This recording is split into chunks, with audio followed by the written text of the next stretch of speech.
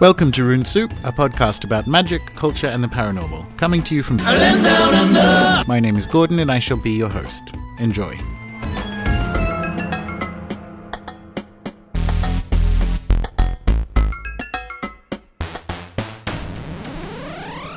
Today on Rune Soup, we are speaking to author and contemporary shamanic practitioner Langston Kahn. Langston and I met after his talk at the Psychoanalysis, Art and the Occult conference in London earlier this year. He was one of the few people in on my little secret move to the other side of the world. So he was okay coming on the show and talking about journeying while I was mid-journey, so to speak. As a result, you'll hear some background noise in this one, as I was already out of my house and into an Airbnb when we recorded. Everything's still completely clear, and Langston was a real trooper about it. And besides, I think it adds some drama anyway. And with that, on with the show. Langston, thank you very much for your time. Yeah, thank you for having me. You're very welcome, and I'm sure you can hear in the background, and there will be some exciting sounds for people listening along, the very busy Pentonville Road in North London, because I'm currently... Well, homeless is pushing it when you're in an Airbnb that's worth, coming up on £2 million, but technically homeless, living out of a suitcase. So apologies in advance for any of the background noise. I'm kind of sitting at a... I want to say it's a coffee table, but it's not. It's like this woman pretends she's an apothecary or something. It's one of those coffee table wooden chest things. So I'm leaning over on a couch. It's literally, this is the best sound in the whole place. And there goes a Royal Mail truck. So excellent. Anyway, we'll move right along into question number one. Langston, were you a weird kid? I was absolutely a weird kid. I was listening to the interview with Kahn, and I think some of my experiences were somewhat similar to his, in that I was always that kid carrying around a stack of 5 books in case I happened to finish 3, so I needed to start another one. I also was a biracial kid growing up in upper middle class, sort of white Republican suburbia, so that already sort of othered me. Despite the fact that I was already a weird kid doing just fine being weird on my own, despite the systemic racial aspects of weirdness. And outside of that, my dad is also a Buddhist priest, and my mother is a very gifted healer. So I kind of very much growing up was surrounded by spirituality.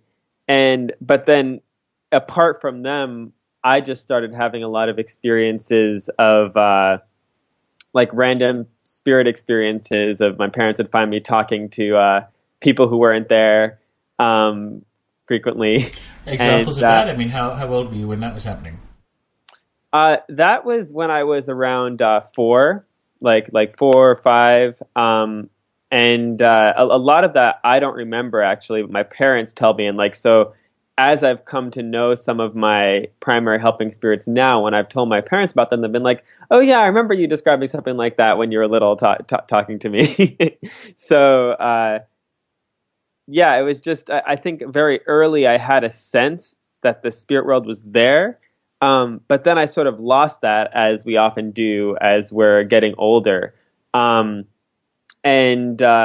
for me, what was sort of kept my lifeline to that was fairy tales and fantasy books and stuff like that. I think that really sort of kept alive in my heart or in my emotional body this sense that there was something else out there, some other dimension of reality. Despite books? I really read everything I could get my hands on. I think the usual suspects, of course, like Lord of the Rings and stuff like that. But I'm trying to think if there was anything that was really grabbed me. I think that, the thing that's coming to mind is some of that really is fairy tales more than anything else. That I felt like really I learned most of my moral compass from fairy tales growing up. Like just the sense that, you never quite know who you're engaging with, so you should probably be respectful. You should generally be nice to people and animals, because you never know who's going to help you next or who you're going to need help from next. And just this whole sense of this a sort of mythic landscape overlaid over our everyday lives. I think I really got from fairy tales that really resonated with me and made sense and felt true. And this landscape you're talking about is upper middle class suburbia. Whatever is a Buddhist priest and an energy healer doing there? This was in New York, wasn't it? This was actually, so I grew up in New York until I was about 6, and then I moved to New Jersey. So that was more most of my childhood growing up there in upper middle class suburbia. And so this is Franklin Lake. So it's where the Real Housewives in New Jersey was filmed originally. Nice. Yeah. So that's the sort of environment I was growing up in. And but what was incredible about that was, as opposed to Washington Heights, where I was originally growing up, I could just go off and be by myself in the woods all day if I wanted to, which I did usually. So that really gave me a freedom and an engagement with my environment that I didn't have in New York. Yeah, sure. So we've had a few. I mean, I love New Jersey, and I'm out and proud about it. I have a number of New Jersey friends who talk about their childhood. It's a weird, like with a Y, it's a weird place to begin with, and it's a lot greener than people actually realize. And so you can get the woods to yourself as a little kid. Yeah, absolutely. And I think it was a little bit before all of the hysteria about leaving kids alone had happened quite yet. So yeah, there's a lot more freedom just to decide to dig a hole and just dig a hole all day and just see what happens in the woods. But then also, as I got a little older, more in my teen years in New Jersey, I think also New Jersey shaped me in that somehow I think New Jersey is some of the most dramatic side that we're all experiencing in Western civilization in terms of these rises in mental illness, and especially among kids, and like sort of the fallout from lack of initiation into adulthood.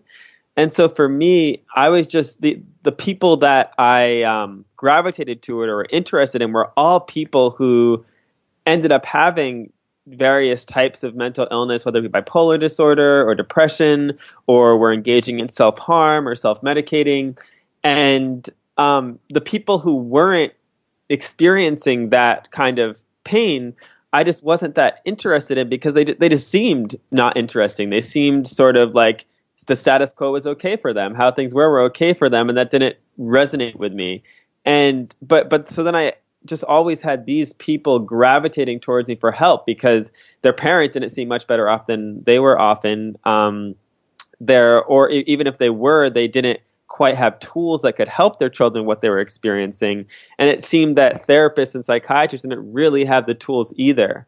So that was actually one of the things that caused me to gravitate, I think, towards shamanism, in that it was one of the first places that I saw some of these questions that I had as a child being answered, and some of the ways in which I had been asked to help that I didn't have the tools to really engage with at the time. I started seeing like, oh wait, here's tools to work with these things, and here's reasons these things might be happening in our culture right now. So I think that. When did you find shamanism fairly early on? I mean, what was the story? Tell us the kind of, I guess the inevitable high school spiritual quest that the likes of us go on. Yes.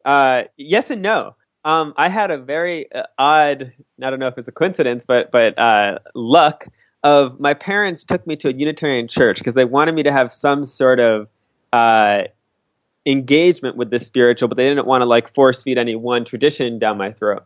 So they decided, he'll go to Unitarian church and he'll get to sort of explore different kinds of spirituality. Because actually one of the things you do in the coming of age program there is you're required and come up with your own belief system. Let's, I'm going to mute this bit, obviously, but that's yep. That was an ambulance. Yeah. Yep. And so then another, so I guess what the long short of that is that as part of the Sunday school for the Unitarian Church, I took this class called Honoring Your Mother Earth. And we were like finding out who our spirit animals were. We were going on little guided meditations. We were like singing songs to the earth. It was this very early engagement where I was like, oh, wait a second, this is another way that I can engage with the spiritual through this intimate relationship with the earth and with animals. So that was obviously a very like light, kid-oriented experience, but I think that did stick with me as a sort of feeling that I went back to engage my other spiritual experiences. But after that, in high school, the sort of high school part of my spiritual quest was very much identifying as a witch, as we do, because I think, there was the craft was out, and fantasy books, and like there was all this sort of like that sort of wave of unholy alliance between witchcraft and like sort of early aughts and 90s corporate American New Age culture, and just became this big, exciting thing that was out there. And so me and my friends in 8th grade formed a small coven.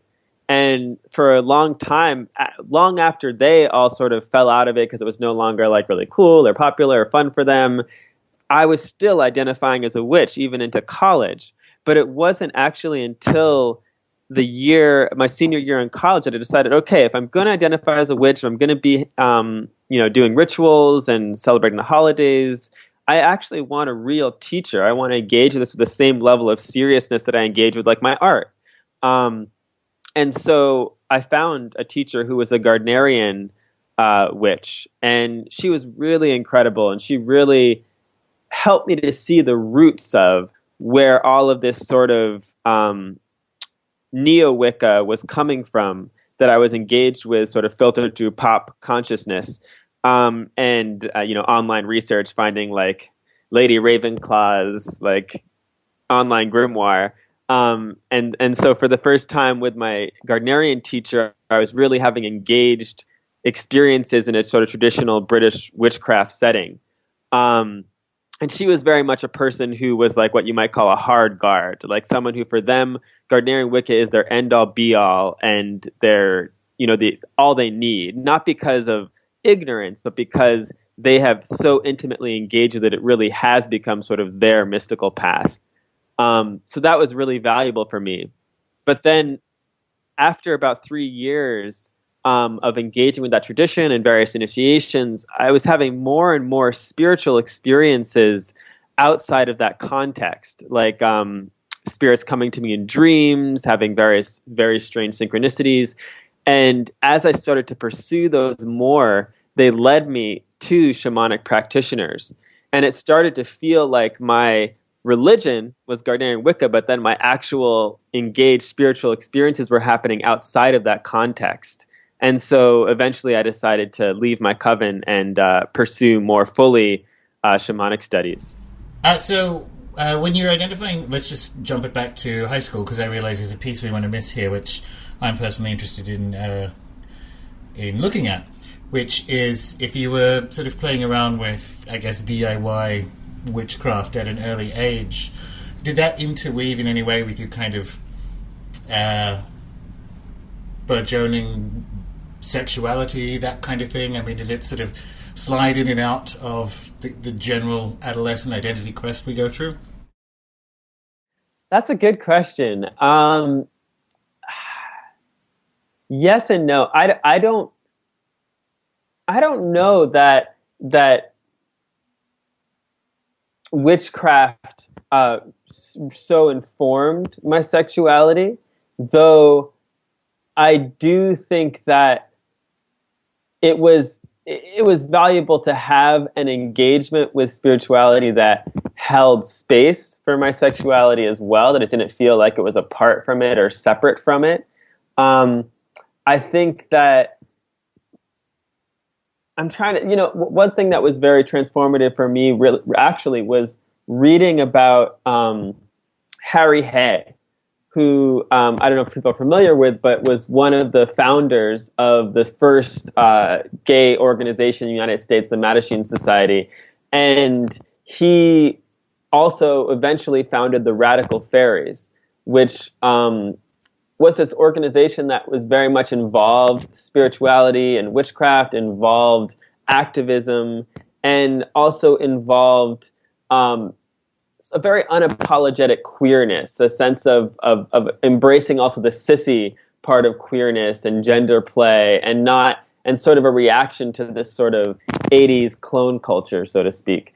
And so for me, reading about him and his work and finding a group of people that, even though I was too young to really engage with at the time, because I was just in my early high school years, that just felt like it crystallized my identity for me. Like, oh, wait, I can be all these things. This is legitimate. This is real. This isn't just some like identity badge that I hold, like being a witch, but it's actually people in the world are engaging with their queerness, their spirituality, and their witchcraft, and their activism all in one place and as one interwoven thing. So I think that's a way in which, I don't know that witchcraft so much to speak shaped it, but just finding mirrors of other people in our culture and ways in which like key parts of queer history in the United States were interwoven with witchcraft was very valuable for me to realize, like the work of Arthur Evans. Nice one. Okay, well, let me ask you, if it didn't inform, let me ask you a slightly more embarrassing question, because I've done this to everyone else as well. Did it overlap? Were there, were there love spell mishaps in high school?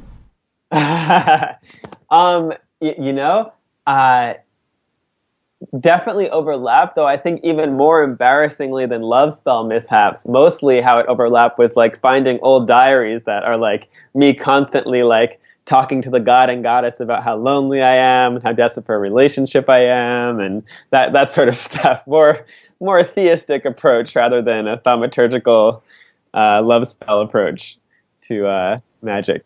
Yeah, well, you definitely brought the embarrassing to it. Rather than the magic. That's congratulations for sharing. Writing diaries as a little gay kid, practicing magic. What are you doing? Someone will find that. Yes, unfortunately, my older self was the one who found it later.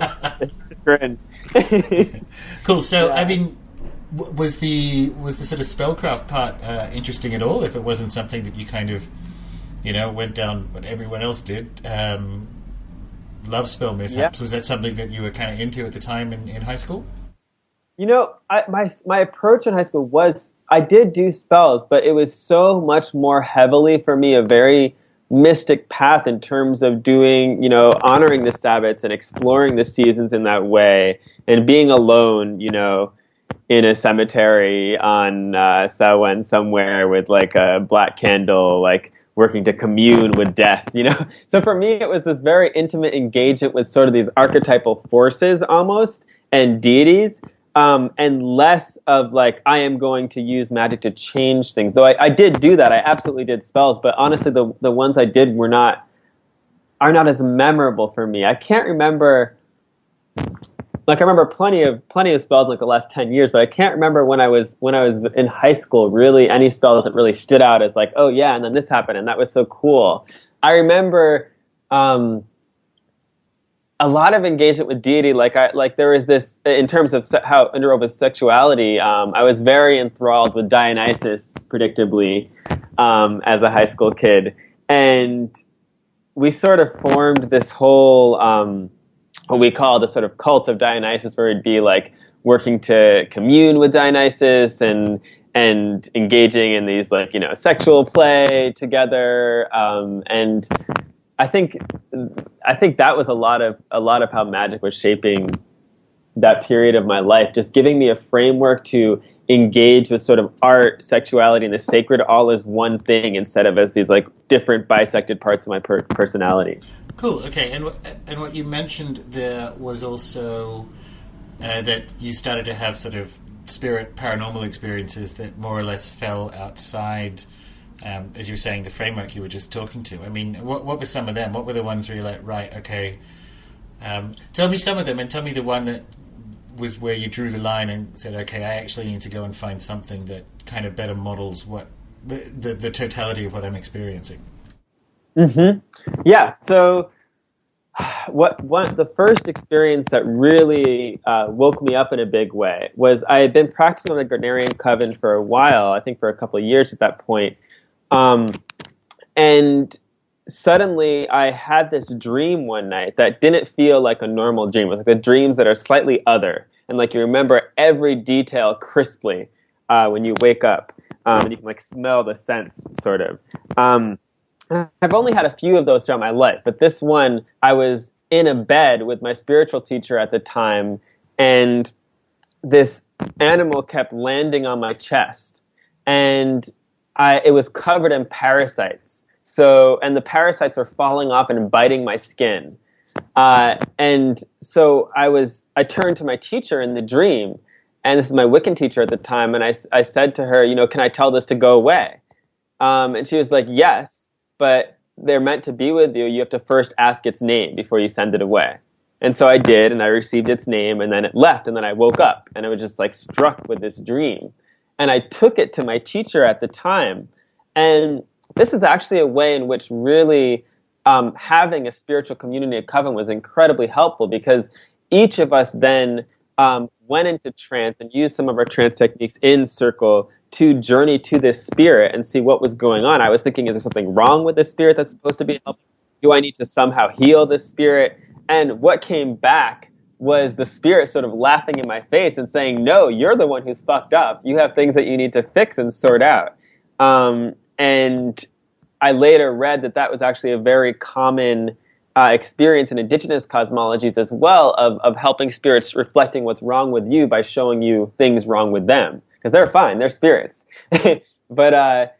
And so each of my coven mates also brought back very similar answers to mine. And so that was a big resonant moment of, okay, something real is happening here and I need to do something about it. And I was experiencing a number of physical illnesses at the time as well. And so it felt like a wake-up call, like, okay, you need to deal with these. These physical illnesses are not separate from your spiritual life. And that led me to a shamanic practitioner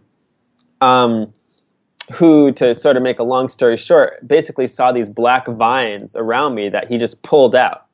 And that helped things for a while, but then they came back, like a lot of the physical symptoms came back very quickly and kind of worse than before. So then I went to another shamanic practitioner who's actually my current teacher, and she was able to break down for me, oh, okay, this is where the first layer of these black vines form. This is where in your life the second layer formed. This is where the third layer formed. This is why they formed in the first place. I'm taking this off of you, and now these three helping spirits are coming in who just happened to be spirits that I'd already been working with that I hadn't told her about. And then she was able to tell me, my spirits say that I cannot transform this for you, that you need to transform it for yourself. And they're saying to do so, you have to journey to the sun 19 times. And I have no idea why 19, but 19. And for me, another component of that was then when I went home, I was looking through my tarot cards to do some divination on the session. I saw, oh, the sun is number 19.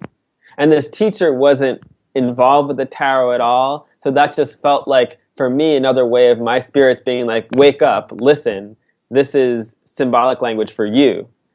And so that ended up being my sort of journeying boot camp and my shamanism boot camp, in terms of I had to journey no more than every 3 days, but no less than once a week to transform these vines over time. And that just opened up this whole cosmology for me of spiritual experiences that I'd been having in bits and pieces, but hadn't had a clear way through my Gardnerian practice to really deeply engage with. And the more I began engaging with them, the less immediately important it felt with my intimate engagement with the sort of Gardnerian deities. Right. So you found shamanism then as a patient first.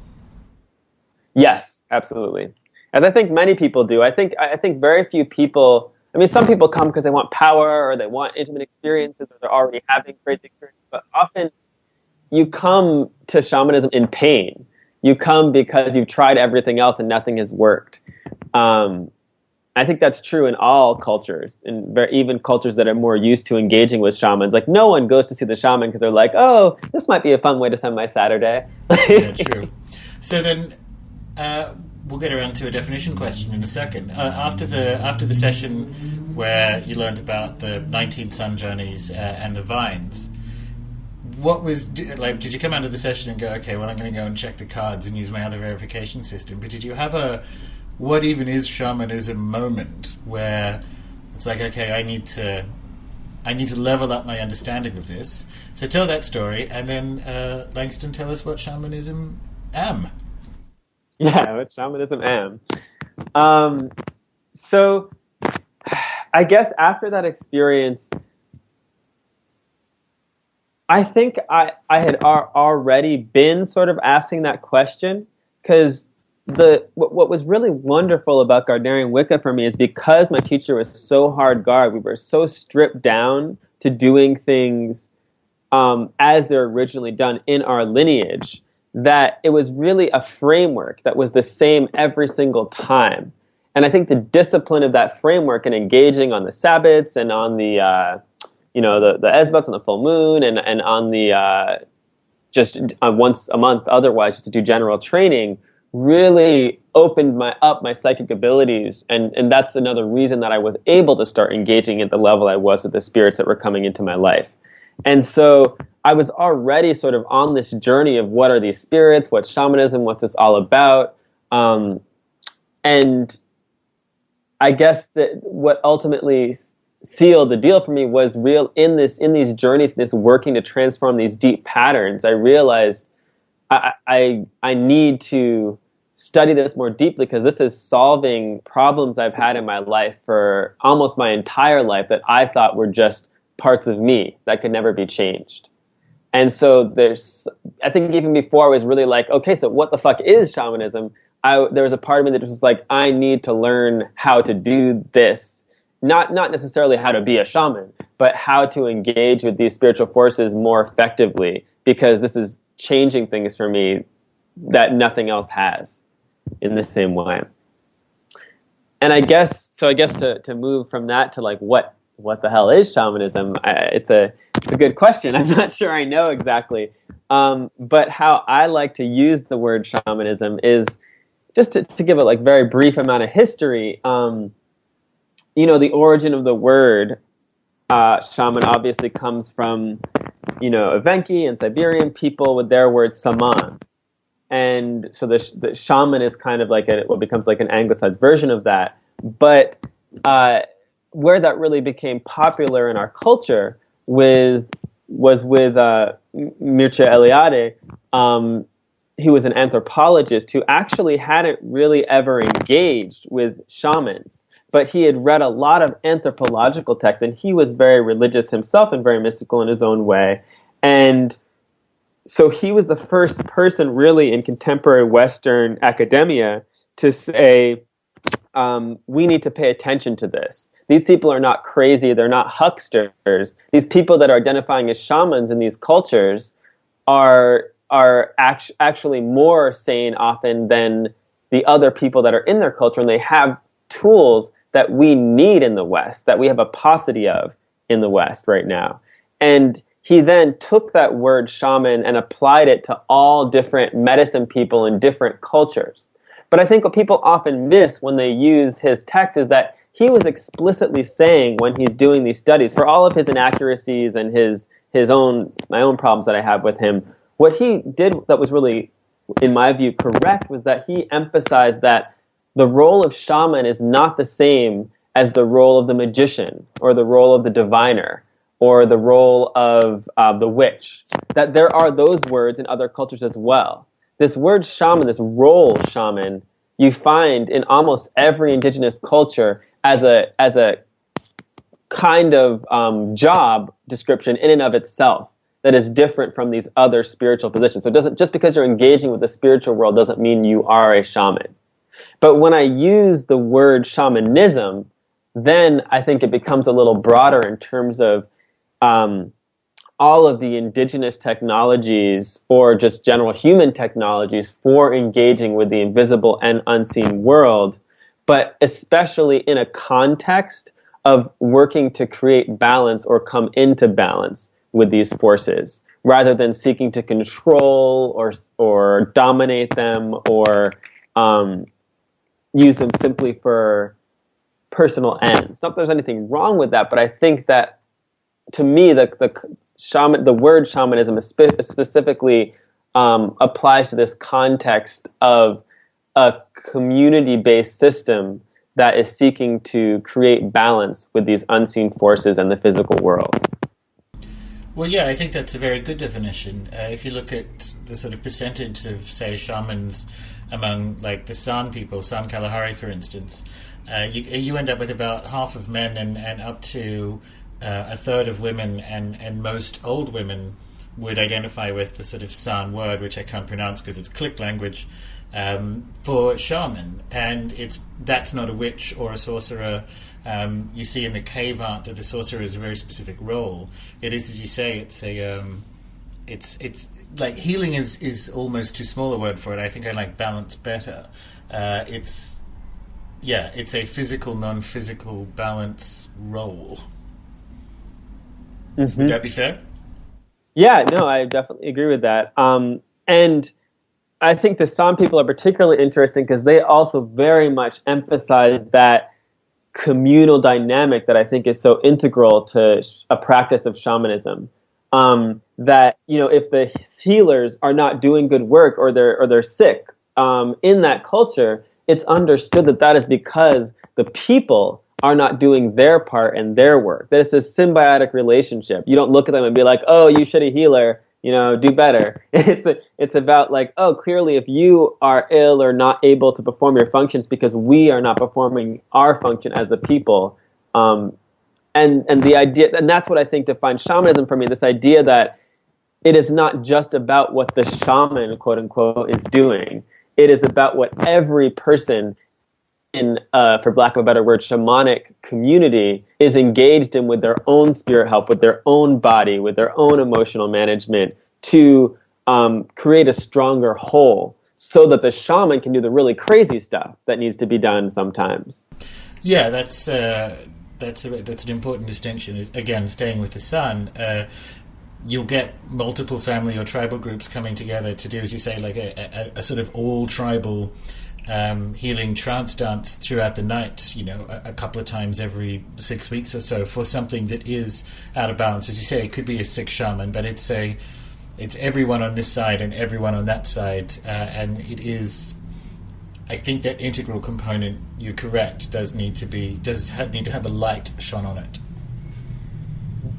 Because I think often, what happened in the U.S. culture, really in the West in general, is that, so from the work of Mircea Eliade, Michael Harner then also was studying all over the world with various shamanic peoples, and he then sort of stripped what he saw as the core shamanic technologies of their cultural context and packaged them in a way that was very digestible, or relatively digestible, for contemporary Westerners, specifically Americans. And in doing that, I think that was a very valuable thing in many ways, whether you like, how he did that or not. But in doing that and stripping it of its cultural context, you lose something. And I think you really lose a lot of what actually allows shamanism to function as shamanism, in terms of having a community engagement, having a cosmology, having shared beliefs and principles. So I strive a lot when I'm teaching or engaging with shamanism or shamanic communities to emphasize those parts of the practice, that it's not just about, oh, I have this tool, I can listen to a drum and go into the spirit world and talk to spirits. It's about your entire life. Like, how are you living in a way that allows you to engage in a good way with the spirit world? It's not just about this, just the moment of journeying, but about everything you're bringing to that journey. Well, that's a good point, but I'm kind of going to land at the end of that sentence in a minute, because I think this next question will lead us there. But I think you're right to say there's some... it's kind of complicated to look at what Michael Harner did. And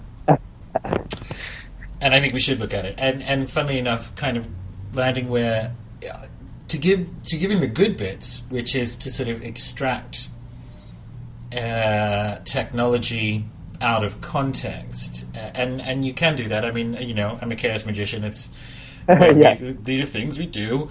We do it with full awareness. Well, the good ones do.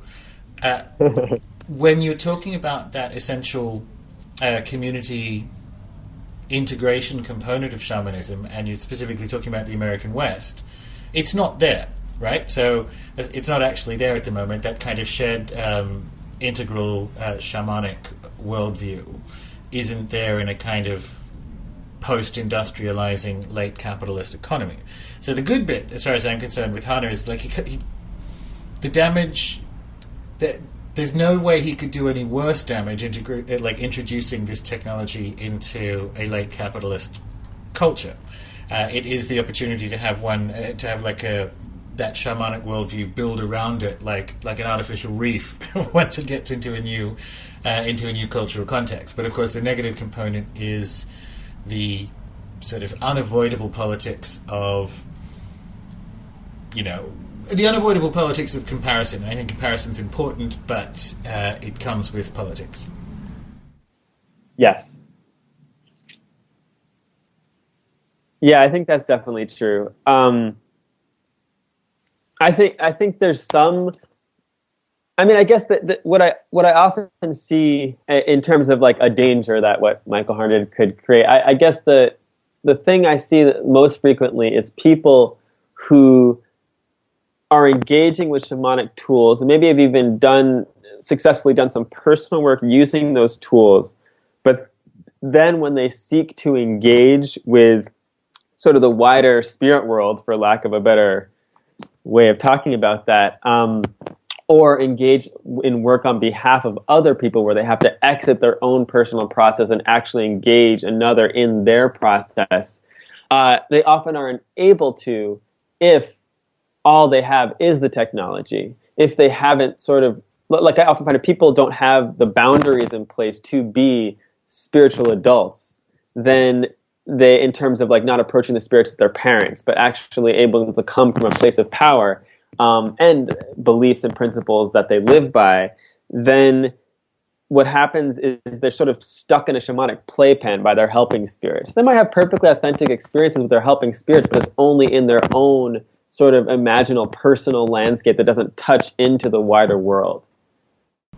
Okay, so following on from that then, and kind of picking up the autobiographical story, what, Langston, do you think is, well, what was your subsequent shamanic journey, and what, as a result of that, would you suggest is a best practice way to get from that kind of individualized, sporadic use of shamanic technology for people who resonate with that particular social function?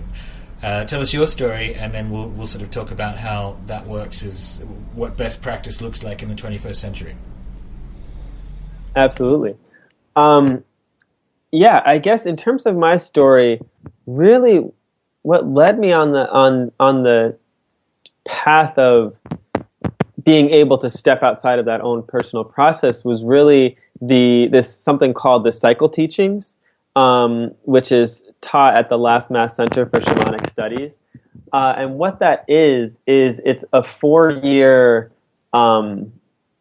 adventure, really, where each year you're focusing on a sort of different aspect of stepping into spiritual adulthood and dismantling sort of the false self that we create as a child to survive in our culture that usually would be dismantled during initiation into adulthood in indigenous culture. But because we don't have that in our culture, it's sort of one of the metaphors my teachers like to use is that it's like you have this plane that's taken off and is flying through the sky, and you can't crash land the plane and rebuild it, but it needs to be rebuilt because it's fundamentally flawed. So what you have to do is you have to piece by piece take off pieces at just the right time while keeping the plane in the air. So that's kind of what these teachings are geared towards doing. The first year is very much about a technique that I practice called emotional clearing, which involves sort of tracking your family of origin patterns and starting to engage with life as a teacher, noticing the things that trigger you, causing you to amp up or shut down a response to them that are based in past trauma, and getting to the root of those things and clearing them at the root there, and showing up as an adult for your sort of wounded child self that they didn't have at that time when they were wounded, whether because authority figures or society or their parents or teachers, for whatever reason, they didn't have that authority figure that could have stepped up for them, that would have allowed them to act in a way that was in alignment with their true nature and their instincts, so that now you show up as the adult for that child version of yourself. But of course, in showing up for them, you also have to be willing to feel the emotions that child was feeling at that time, so it gets unstuck in you and stops making that same decision every time, someone yells at them, suddenly going back into that place. Oh no, I'm bad. My parents are yelling at me. Now I have to shut down and run away. Or there's a million variations on different patterns that could have come in your childhood, but it's about unpackaging all of that and also hooking up with our spirit help and learning the fundamentals of shamanic journeying, and in terms of what makes effective journeying. And then the second year is very much about this shadow process. So I see a lot of talk of shadow online, but this is really one of the few processes I've found that feels so radically effective as it does, in terms of this concept of a shadow closet, where we put these marginalized parts of ourselves. It's not just like one thing that we have to engage with by cursing people or something and being dark and dangerous and wearing goth clothes or something. It's the shadow closet as this archetypal place where our mind puts parts of ourselves that it thinks if we embody them, we will die. Like your parents say, oh, you're just too much, when you're singing, it's just too much. I can't take it. Stop it. And so over time, that part of ourself gets sent into the shadow and gets twisted and dark over time and results in these patterns of self-sabotage, because it's watching our life from the sidelines, knowing it's a perfectly authentic part of ourselves that's supposed to be singing.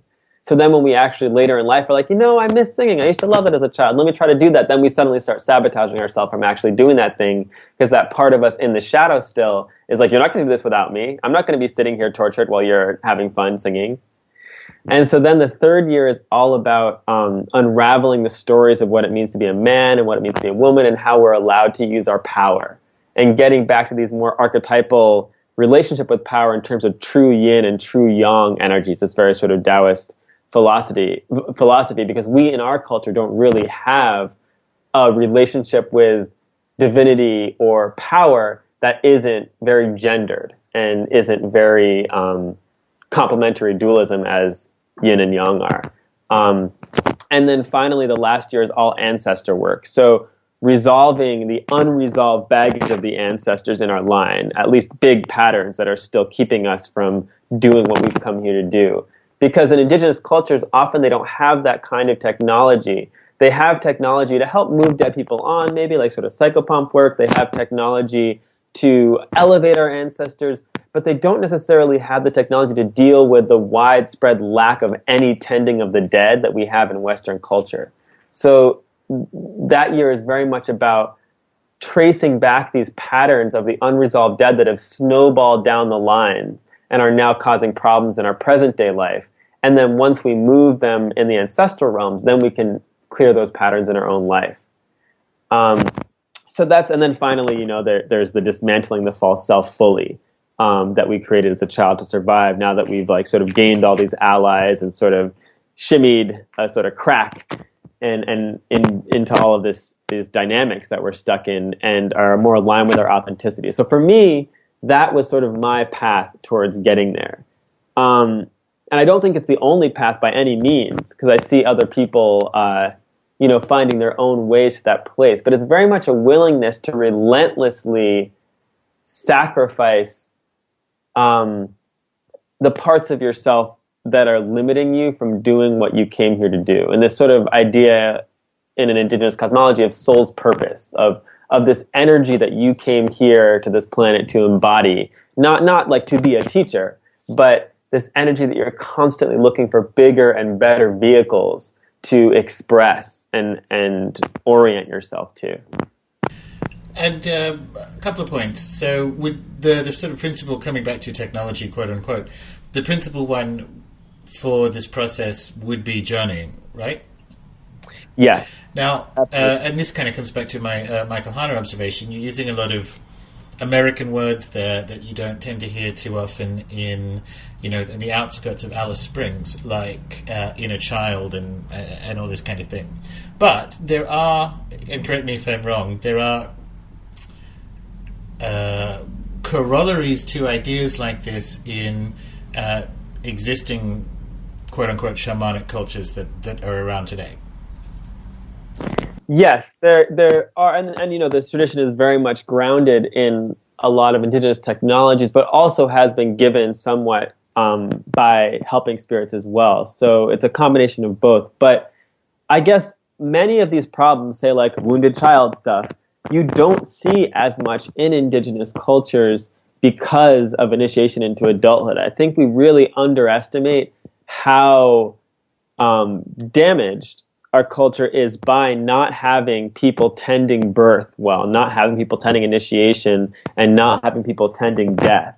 So a lot of the reason you hear a lot of more Western sort of almost psychological phrases when I talk about this is because it very much is a tradition of addressing these contemporary ills that many indigenous people wouldn't have to deal with. They would have plenty of their own problems, but not necessarily these specific illnesses that the West is faced with. And so, yeah. Well, we discussed this when you were in London. It's sort of a fairly alarming experiment. It's like deciding, I'm only going to eat peaches for 2 months and see what happens, because we are the first culture available on the historical record that has gone, do you know what we don't need? We don't need any of these initiations, these sort of physical, non-physical marker points throughout our life. Let's dispense with them. Let's have Snapchat. And it's an experiment, and the results so far aren't great. Mm-hmm. Yes, the results are not great. I don't think anyone can think they're great at this point, at least. And I guess that's a sort of blessing and curse of the time that we live in, that we're seeing all of these stories about power and separation and materialism falling apart sort of before our eyes, which is incredibly painful because we're living in those stories, but also it makes it a little easier to realize, hey, maybe there was something to that ritual thing. Yeah, and I think it speaks to... Actually, I'm going to stick with this metaphor because I quite like it. I like the artificial reef growing around the technology idea. Because if you were, Langston, if you were a San shaman several centuries ago and there weren't any eland around, like, big animals that they eat, you would specialize in finding them. You would specialize in going to the other world and finding out where the shit they are. And because that is the imbalance in the physical, and it wouldn't just necessarily be you on your own, but that would be what the technology was deployed to do. To be fair, we don't have too many eland in central London or New York either. Not a huge issue at this point in time, but it's interesting that the kind of psychic damage of growing up under the really embarrassingly naive premise of materialism has kind of mutated us, and it's not surprising. And if anything, it's a validation of the authenticity of quote unquote shamanism in a contemporary context, that it does manifest this way because this is the thing that requires balance. Mm-hmm. I think that's a beautiful way to put it. Yeah, and that has been my experience, that this perhaps is one of the shamanisms that we need in our time now and in our culture. And I think I see a lot of people looking to more sorcerous traditions for this kind of work, which I think is interesting. And I think sorcerous traditions are very important, and I'm part of some of them. But I think often because that's people's first experience or engagement with the spirit world, with like a sense of the spirit world that's very real and grounded in the body and in things actually happening, they then adopt that as a religion almost, or as their spiritual practice, when it was never really meant to function that way for people, which I think I'm not sure how to address that problem really, or even if it's a problem, but just something I'm observing. And I remember when we were talking, I enjoyed your I guess you call it a metaphor that you're using of permaculture, and how weeds in permaculture are, a sign that the soil is needing something, and that they're coming up to give the soil back that thing that it is needing. And so you were talking about sorcery in that context as well.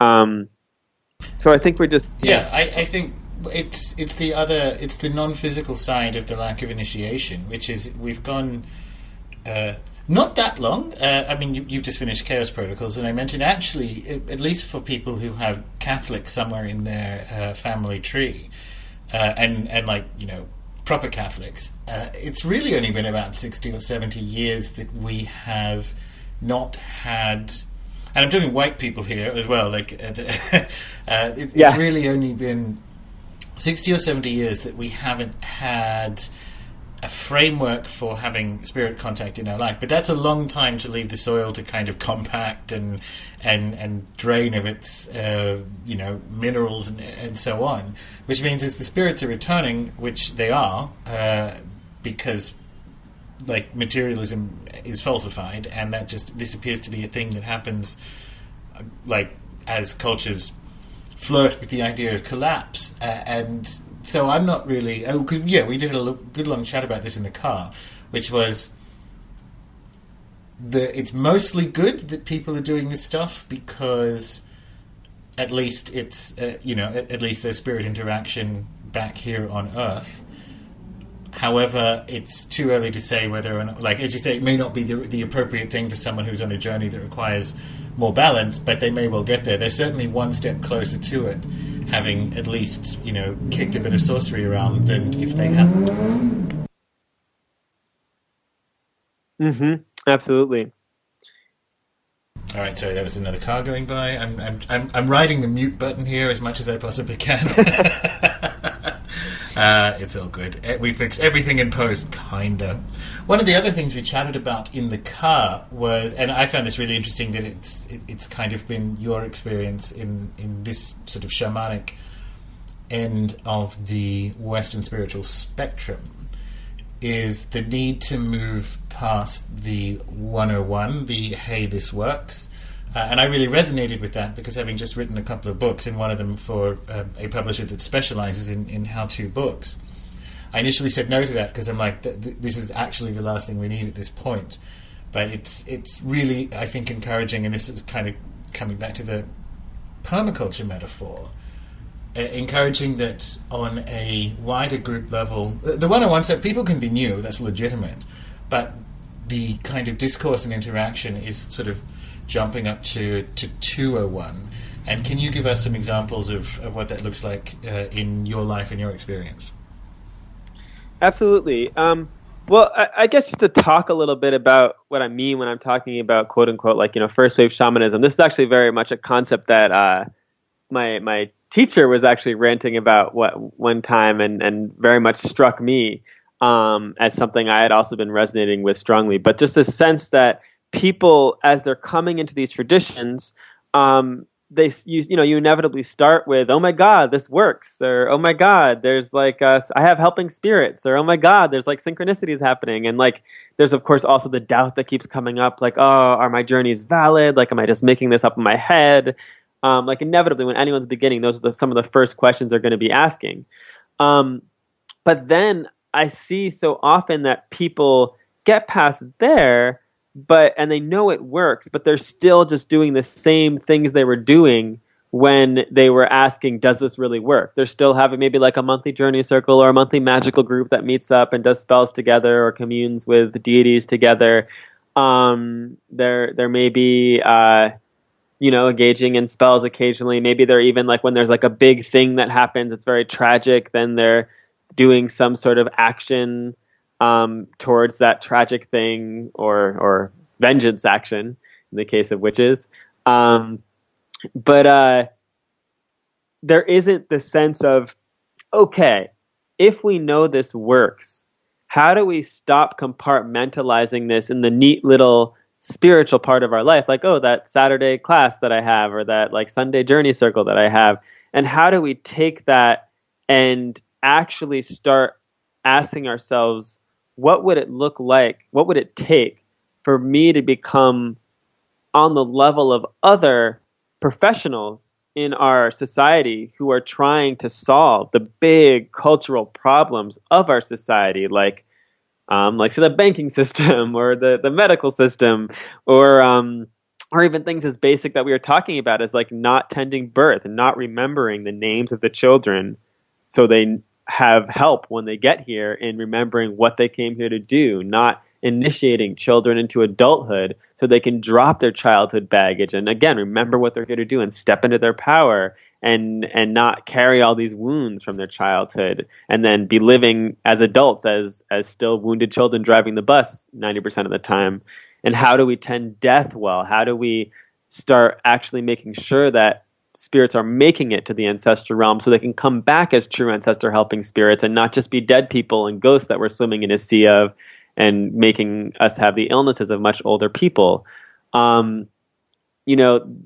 These larger questions of the cultural ills of our time, how do we start applying our magic and our shamanism to those issues in a big way, rather than just compartmentalizing and thinking we're like a little weird or a little cool because we practice magic or because we know that spirits are real.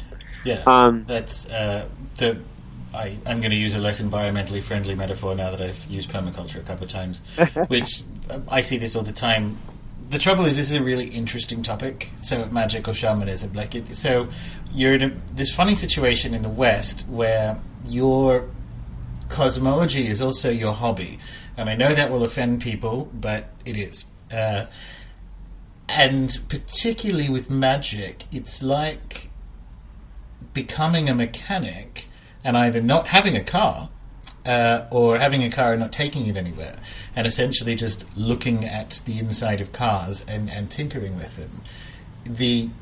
And that I think that's a barrier for a lot of people looking at this stuff, which is it just looks like a bunch of nerds arguing about stuff on the internet, which very often it is. But it's how you get past that to you have a car, go somewhere, get in the car and engage with it, and I believe that's the level up you're talking about. Mm-hmm. Absolutely. And, actually, I might want to even step back for a second because I'm realizing my answer to, so how do you actually journey authentically, was a little drawn out. Like, I think those things are important. And if you want to master journeying and spirit communication, those things are important in our culture. But even at a more basic level, to master journeying, it's really about action. Like you were talking about having the car, not taking it anywhere, just tinkering at the inside of the car. It is about asking a question, like one question that you care about that actually matters to you, the answer of your helping spirits, going to them, experiencing the entire journey as an answer to that question, then writing down what you saw without analyzing it as you're experiencing and not trying to get to that answer just while the journey is happening. Then after you write down what you experienced, then interpreting it and writing down that interpretation based on your understanding of your symbolic language and the symbolic language of your spirits, which of course you have to develop over time with practice, with journeying, or with dream interpretation. And then you take an action in the world based on that interpretation. And you see, how did the world respond to that action? And if it's not what you expected, or if it's not helpful, then you might want to go back and look at your interpretation, look at what you originally first wrote down, look at your original question and see, is there any stage in this process where I fucked up or where I could refine my ability in that area in terms of crafting a question, in terms of experiencing the journey itself, or in terms of interpreting the journey, or in terms of taking that interpretation into an action. And then you do the next journey and the next. And that's how you start to step out of that shamanic playpen, so to speak, to really ask those big questions and take action on them, whether they be about your personal process in your life or about these bigger societal issues. Well, that teed up my next question quite well, which is how would this work? What benefit would thinking and behaving this way bring to? I mean, is it limited to our lack of initiation, or I mean, what does this look like if it's implemented from a social justice perspective and all that kind of thing? Yeah, that's a good question. And And I think it depends on what kind of social justice you're talking about, maybe. But well, for example, like before you're going to protest something, if you're approaching with shamanic tools in hand, have you asked your helping spirits what is the true root of this problem that we're experiencing that we want to go protest or do social justice action around? And once you take that and find that true root in the spirit world, then you might ask, okay, so what are the next 3 steps we might take to address this true root of this issue, both physically, both spiritually, and then weaving whatever those answers are into the action that you're doing social justice with. So I think a big part of it, like at the most basic level, is just that willingness to ask with spirits before we act. Like just that willingness to go to spirit first, or spirits first, before we take action in the world and decide, that our minds know what's best or what's needed. And really allowing the power of our mind to weave together with the power of our spirit contacts and the power of our body and our emotions, and letting all of those intelligences be part of the conversation, instead of just approaching from this cerebral place that often generates more of the same issues that people are trying to solve or fight. Yeah, solving a problem with the same thinking that created it. Mm-hmm. Yeah. Yeah. All right. So let me just get the sequence of how you went into this. Right. So you discovered that shamanism was probably right for you as when you went in as a patient. Went through this journey. For people who are listening, because we did mention Michael Harner and Mircea Eliade, but what is your micro shamanism library? What would be, because there'll be people listening who are going, I'm really resonating with this outside, from a bookish perspective, rather than booking a consultation or that kind of thing. What are the books that you would say, okay, read this and see if this is your jam, and if it is, take it further? Wow. So that is a great question. And now you've inspired me to write a recommended reading section on my website and post that up. So I will do that after we stop talking. But just off the top of my head right now, honestly, there's not a lot of great books about shamanic techniques, in my opinion. In my opinion, and I'm a little biased, obviously, because she's my teacher, but I think the best advice on shamanism and starting a shamanic path is actually in Christina Pratt's podcast, Why Shamanism Now? It's totally free. There's 5 years of podcasts. I think they're all available online on her website, whyshamanismnow.com. And especially if you look at the series on journeying, that's very helpful. I think there's maybe 8 podcasts on starting to journey that are very incredibly helpful. And many other podcasts just generally on shamanism, with a lot of interviews with other writers and teachers in shamanism. Now, outside of immediately shamanism focused, I think it's very helpful to start to get this wider context for shamanism that we've been talking about, in terms of I think really what sets shamanism apart and makes it work in that community context is this sense of connection and oneness, this sense that the individual exists within a family unit, which exists within a community. And all of these things affect each other. If there's a problem in the individual, there's probably a problem in the family, there's probably a problem in the community. And so individual issues need to be addressed as community issues. And so I think stepping into that understanding, an incredibly helpful book is The Healing Wisdom of Africa by Malidoma Somé.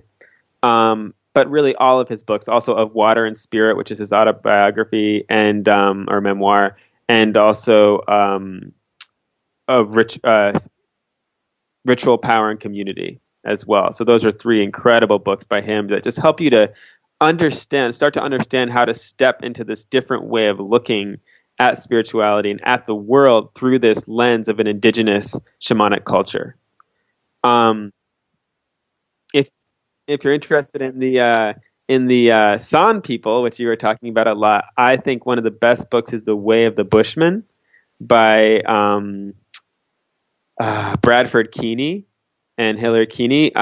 What he did was, many people that had studied the San before had actually written down things that were wrong and misconceptions, because the Psalm were telling them the things that they tell uninitiated people in their culture. So there, a lot of them are like jokes or lies, and the anthropologists like seriously writing them down, thinking, "Oh, this is it. This is the meat. This is the juice." Like, and Bradford Keeney, what set him apart is he had some bizarre, past life experience with the sun, so he was able to engage with them and achieve their highest levels of initiation. And he worked with them to write a book in their own words, translating their language, which also includes a glossary of their language in the back, and letting the elders speak for themselves about their traditions. And that, I think, is very valuable. Again, another perspective into looking at the world through the lens of an indigenous shamanic culture, which is just invaluable as you're starting on this path and starting to try to apply these understandings to your larger life and not just to your spiritual practice. So if we were to kind of boil down your book recommendations into one observation, it is read these books to see how other cultures experience this, with the kind of subtext of and go and experience it. Like, this stuff isn't it is not a book route. It is something that you actually do. The books are helpful as a comparison to see that this is how this experience and this technology is expressed in this particular context or that particular context. Exactly. And as you read that, you find that these contexts aren't so different from each other. Yes, they are very unique. They all have unique medicines. They have unique ways of looking at the world. They're different traditions. I'm not like all gods are one god, all goddesses one goddess type of guy. But you start to be able to follow this through line of what does it look like when a culture still has their shamans and shamanism intact. And what does it look like when all the shamans have been killed and mostly what's prevalent is a sorceress point of view in this culture? And of course, it's not such a black and white thing. It's much more interwoven, and there's much more of a interesting, complicated conversation between shamanism and sorcery than we'd like to simplify things. But well, I'm going to jump in because I think you can actually simplify it, because the technocratic sort of financialized worldview is a sorcery. It's a really dangerous one. So there are no shamans and there are all sorcerers. Some of the sorcerers are potentially a little bit more like, more regular Rune Soup listeners, but be under no illusions that it is not a battle of sorcerers. Mm-hmm. Absolutely. Yeah, no, that's a really, really great point. Yeah, it's like, so are you going to be, if you're going to follow a path of sorcery, are you going to become a better sorcerer than some of the, billionaires in our culture? That's the question. Sorry, I just wanted to jump in because this was the other piece to go alongside the practice bit. You recommended a series of podcasts, which we'll talk afterwards, and I'll make sure it's in the show notes, to do with journeying. For people, is that something you would recommend anyone who's listening to this and resonating with it, just to say, yeah, try some journeying, go and find some helping spirits? Is that something you would, Yes, absolutely. I think journeying is very fundamental, and not enough people know about it. And the people who do know about it tend to be in these I think this is happening less and less, but for a long time, the people who journeyed were very much in these sort of cloistered shamanic communities that weren't really engaged with this broader occult conversation, or even pagan conversation. So I think now more and more all of these many communities are starting to interact and engage, and many people are bridging these communities, and people are doing that work. But I think really I can't understand why anyone wouldn't want to learn to journey, because it's a form of trance that's startlingly easy to learn, incredibly hard to master. But once you do master it, it gives you an easy way of connecting with your spirit help in a way that's very engaged, very surprising, very immediate, very visceral, and really, really strengthens all of your intuitive senses. And I think it's important to realize, too, that journeying is not the same as mediumship or other forms of trance necessarily. That it's actually, and this isn't to say that it's better, but it is you're using your whole spirit body, so to speak. It's not just engaging with your sort of intuitive, psychic, emotional senses. It's going to this deeper place where you are becoming that axis mundi, and through that accessing knowledge that's beyond words. And because the answer to one question is an entire journey. And of course, there are different ways to journey as you gain skill than just asking one question. You can go on sort of quest journeys where you're doing certain things, performing things in the spirit world, or do healing work on other people's behalf. But at the start, it's this ability to engage wisdom that's beyond what the current you can completely access. It stretches you more than I find than any other form of spirit contact or divination that I'm familiar with personally. So it sounds a little bit too much like work, which is potentially why. Well, funny enough, that this is going to annoy people even more because if we're talking about a deep structure behind these things, I think one of the things the Golden Dawn got right, and there aren't that many of them, was sort of appropriating that kind of, like, white people magic stuff, their guided meditation through the tattvas and that kind of actually doing journeying work, or they're kind of convoluted and unnecessarily ornate descriptions of astral realms and so on. And this stuff, because it's very fruity and out of date now, is not utilized very much, which is a pity, because if you actually look underneath their flowery not just the Golden Dawn, I mean, this is, Dion Fortune and everyone else as well. If you look underneath and go, well, hang on, what's going on here? Which is journeying, if it's done correctly, and then you find it elsewhere and you go, well, I feel like this is maybe a piece that people should revisit. And I think it's probably, and this is a sort of chaos magic perspective, it's more expedient to just dispense with all of the astral stuff and all the kind of last 100 years of people trying to get it right without a context and just go straight to journeying. Why not? It's 2016. Like, actually do it as a shamanic or a contemporary shamanic best practice way, and that's kind of your solve. Because you can use that. You can use that once you have some competencies, is one word for it.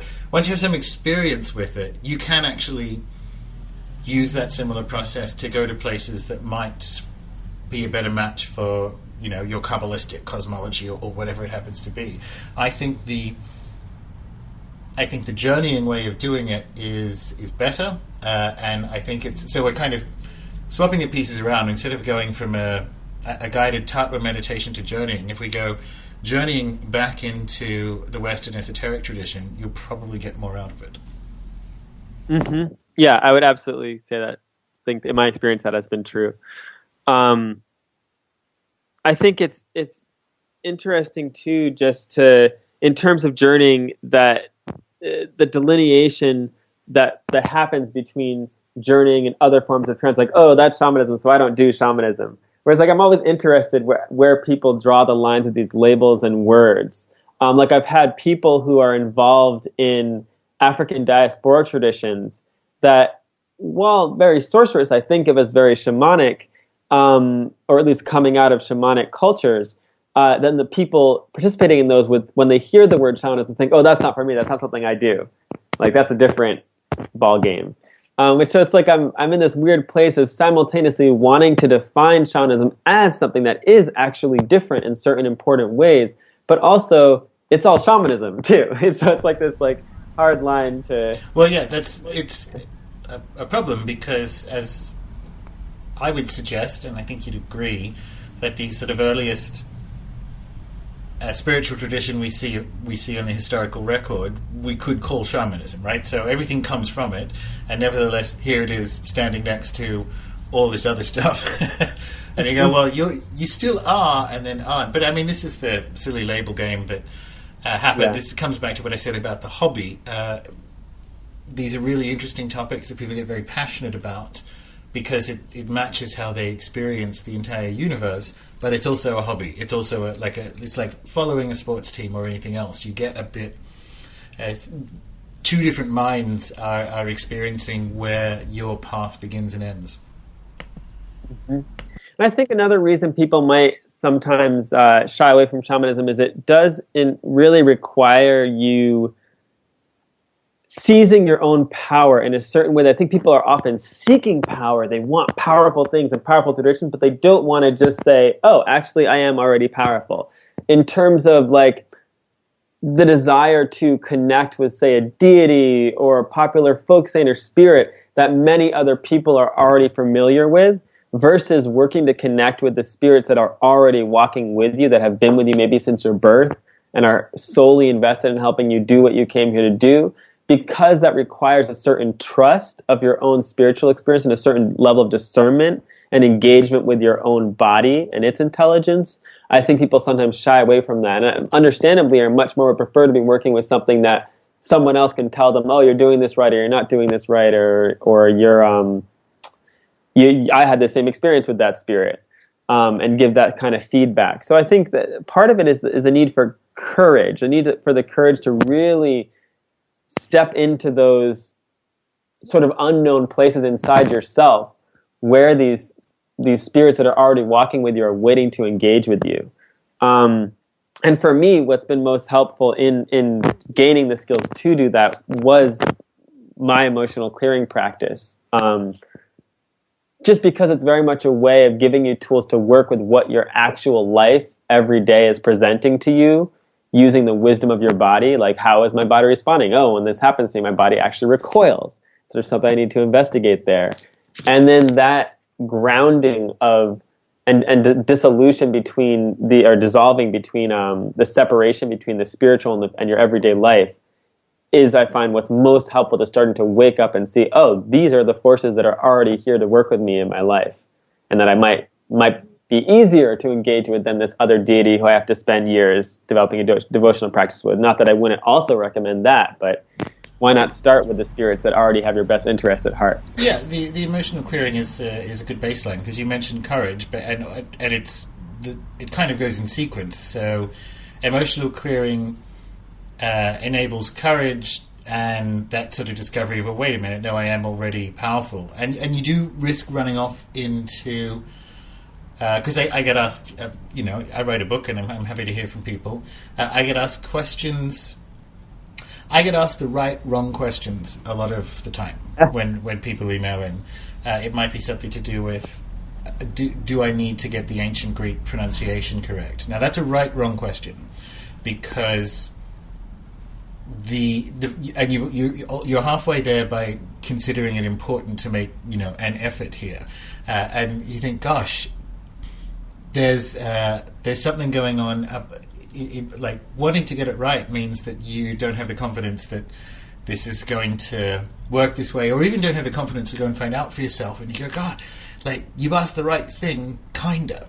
And I think a lot of that comes from that emotional self-awareness, which is a really good place, because we're running a little bit long here, so I hope everyone's enjoyed the traffic noise. But that's a really good place to segue into, what do you got coming up, Langston? Yes, so in July, I'm going to be teaching 4 Saturdays in July of an emotional clearing course that's really centered on helping people to develop the basics of these skills in terms of being able to start to notice the triggers that are appearing in their life frequently, like the things that cause them to amp up or shut down, and then track those triggers in their body and get to the root, whether that be an emotional pattern, which often shows up as like weather inside of us, like there's a whirlpool in my belly, whether that be an inner child issue, like a trauma from your childhood, which often shows up as like a small child version of ourself within us using these techniques. There's sometimes past life stuff that's unresolved, which shows up as like a person that we know is us but looks nothing like us inside of us. And then there's also belief systems, which we often have to treat kind of like you would argue with a fundamentalist. So you kind of just have to agree with them, but ask them why they're true, and sort of dismantle them until you get them turning into this whole Rube Goldberg thing, where you see one tiny part of that Rube Goldberg machine is stuck together by bubble gum, and just pull at that and sort of dismantle the whole thing. So there's all these different, and then of course there's just artifacts like, oh, I feel like a tree shooting up my spine, or like something that feels like a heavy bowling ball in my belly, like. And all of it's just about learning to engage with our inner landscape and use all the wisdom and felt sense of our body to allow that landscape to talk to us. And when we can be fully present with what's there and really feel what's coming up into our awareness, more often than not, they shift and change and shape until we get to their root and then clear them so that trigger no longer affects us in our daily life. And I find this work is incredibly helpful actually for any sort of spirit contact, because it allows you to start to notice a difference between what your inner landscape sounds like and your inner sort of mind chatter sounds like versus what the voices of spirit sound like. And also, more than just that basic level of discernment, it allows you to start to feel how when you're talking to a spirit, instead of just leaping instantly for words, you can sense into what images are coming up, what memories are coming up as I'm talking to the spirit, what feelings in my body, where do I feel those feelings in my body, what if I just stay on that place that's just beyond words, what words start to come to me, and if I say those words out loud, do they resonate with that feeling, or is it even a better word I could find? And in that developing of that muscle, we get much finer tune our spirit contact and much more able to I just find get a better signal clarity. Yeah, well, you've said some stuff there that's going to really resonate with listeners, which is improved spirit contact as one of the almost accidental side effects of...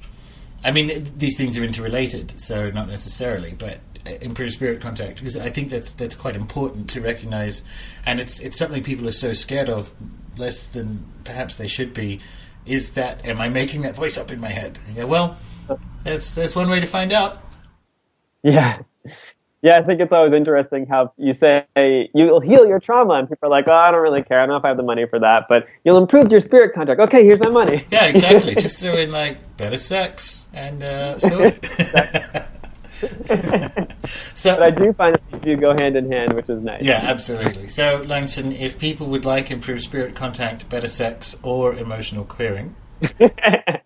Yes, they can go to my website, which is occupy-your-heart.com.